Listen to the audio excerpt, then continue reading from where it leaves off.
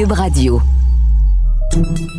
Salut, c'est Charles Dran avec l'équipe dans 5 minutes. On s'intéresse aux sciences, à l'histoire et à l'actualité. Aujourd'hui, on parle des mouches à fruits. Vous les connaissez, ces petites mouches qui semblent apparaître spontanément quand on laisse traîner des fruits trop mûrs. Si petites, à part nous déranger, à quoi servent-elles? Eh bien, qui l'eût cru, ces mouches ont un cerveau et pas mal plus complexe qu'on pourrait se l'imaginer. En plus, l'étude de ce cerveau sert à étudier le nôtre. Voici Véronique Morin. Un point à la fin d'une phrase. C'est la grosseur d'un cerveau de mouche à fruits, ce qui est relativement gros quand on pense que la drosophile, son nom scientifique, passe souvent inaperçue tellement elle est petite. Pourtant, les mouches à fruits sont capables de comportements sophistiqués et mènent une vie bien remplie. Notamment, elles savent s'orienter dans des environnements variés, se battre avec des rivaux, enfin, surtout les mâles, et courtiser des partenaires potentiels. Et tout cela grâce à leur cerveau de la taille d'un point, mais non moins extrêmement complexe, qui contient quelques 100 000 neurones et des dizaines de millions de connexions entre eux. Depuis 2014, une équipe de scientifiques du Janelia Research Campus de l'Institut médical Howard Hughes en Virginie, en collaboration avec des chercheurs de Google, cartographie ces neurones et synapses dans le but de créer un schéma de câblage complet, également connu sous le nom de connectome du cerveau de la mouche à fruits. Il s'agit d'un travail long et coûteux, même à l'aide de puissants algorithmes d'apprentissage automatique. Mais dans un nouvel article volumineux de 360 pages, publié le 26 octobre dans la revue eLife, les neuroscientifiques commencent à révéler à quoi ça sert tout ça. En analysant le connectome d'une petite partie du cerveau de la mouche, le complexe central, qui joue un rôle important dans la navigation, l'orientation dans l'espace, ils ont identifié des dizaines de nouveaux types de neurones et des circuits neuronaux qui semblent aider les mouches à s'orienter dans l'espace. Imaginez par exemple qu'une mouche affamée abandonne temporairement une banane pourrie pour voir si elle peut trouver quelque chose de mieux à manger. Mais après quelques minutes d'exploration infructueuse, elle veut revenir à sa banane.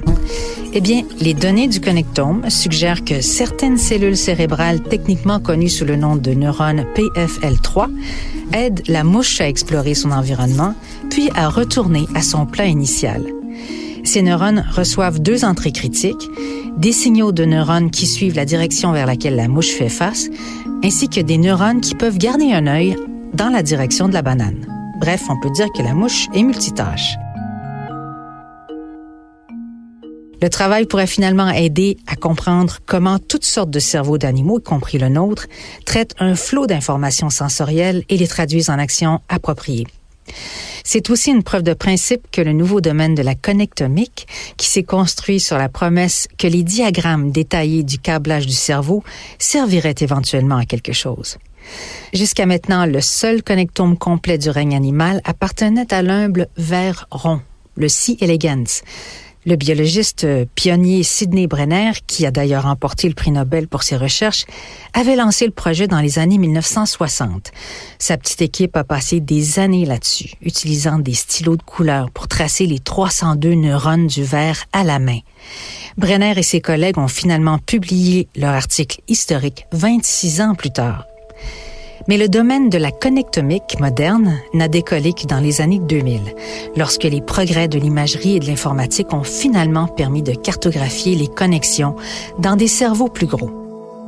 Ces dernières années, des équipes de recherche du monde entier ont commencé à assembler des connectomes de poissons zèbres, d'oiseaux chanteurs, de souris, d'humains et plus encore. Le Janelia Research Campus, qui a ouvert ses portes en 2006, a jeté son dévolu, lui, sur la mouche à fruits.